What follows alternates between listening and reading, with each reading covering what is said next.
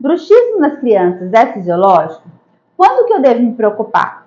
Bom, o bruxismo não é fisiológico, mas como a maior prevalência do bruxismo é em crianças entre 5 e 8 anos de idade, ou seja, na dentição mista, a relação entre bruxismo e a troca de dentes ocorre até hoje, mas a ciência não apoia que a transição da dentadura decídua para mista esteja relacionada com a etiologia do bruxismo infantil.